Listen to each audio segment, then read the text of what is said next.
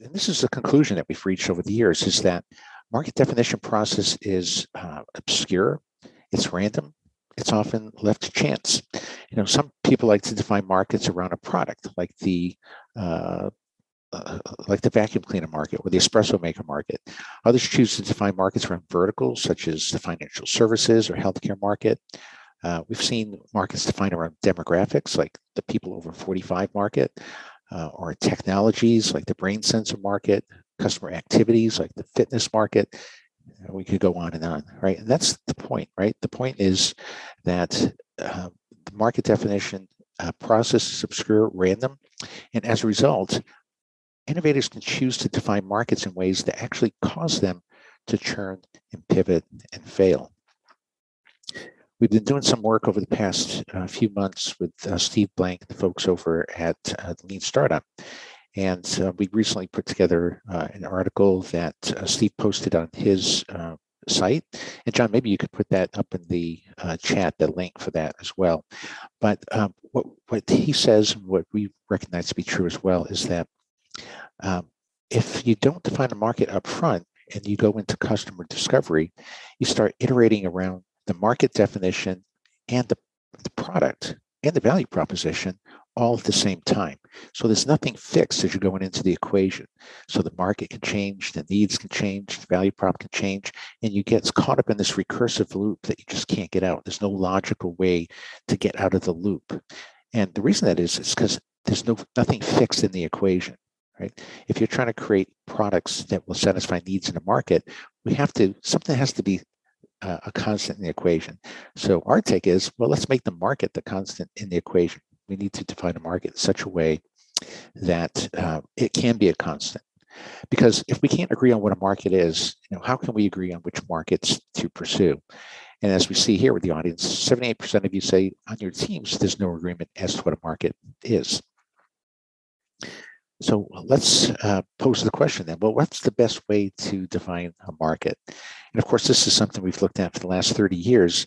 And the way we thought about this is, a market is a statement that we're going to apply in the categorization scheme we're going to apply that should be useful to us in order to win in the marketplace, right? So it should be defined in a way that provides a consistent basis for evaluation. If you're trying to compare a vertical to a geography, to a product, to a demographic, that becomes extremely difficult. You're comparing apples and oranges. How can you look at a market attractiveness when you're defining markets in multiple different ways? You need a consistent basis for evaluation and a way to define markets where every market can be defined in a consistent fashion. So it's got to be inclusive of the entire customer population as well. Like you think about verticals, is each vertical a different market, or are they all trying to do the same thing? And maybe there's just one higher abstraction of the market that you could define that would include all the customers that are in it.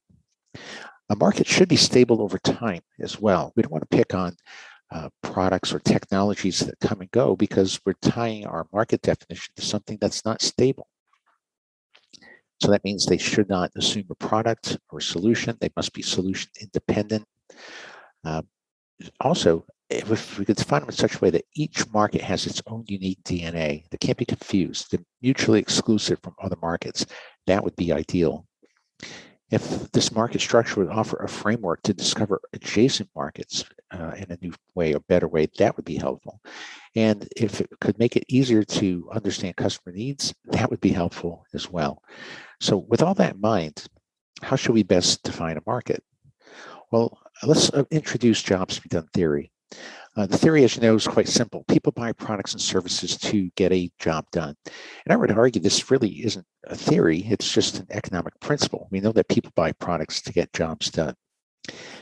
And as a result of that, we can make the job the unit of analysis, which means that we can define markets around the job to be done.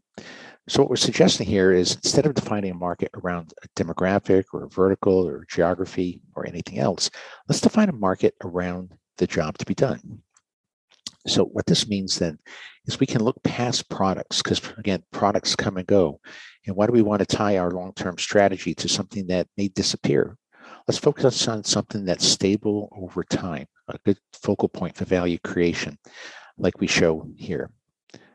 So again, instead of defining markets around personas and products and verticals and use cases and demographics, let's define a market as a group of people and the job they're trying to get done. That's a market. There's a group of people trying to get a job done. And think about it.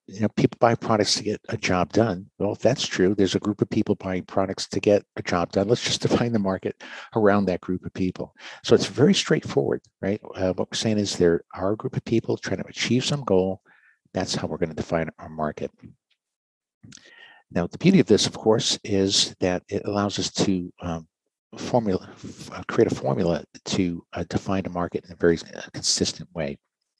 Again, parents trying to pass on life lessons to children constitute a market. It's a group of people and the job that they're trying to get done. And you can notice here too, the way we define these job statements, very consistent. So every market is defined in the same way. It's some group of people are trying to achieve something in some context, right? Now, if we can define all our markets that way, we can compare them against each other, know what markets we're in, find adjacencies, all in a much more efficient manner. Here's some other examples. Interventional cardiologists trying to restore blood flow in an artery. A group of people trying to get a job done. That's a market. Cybersecurity managers trying to protect a website from cyber threats. That's a group of people trying to get a job done. Automotive engineers create transmissions to distribute engine power. That's a market.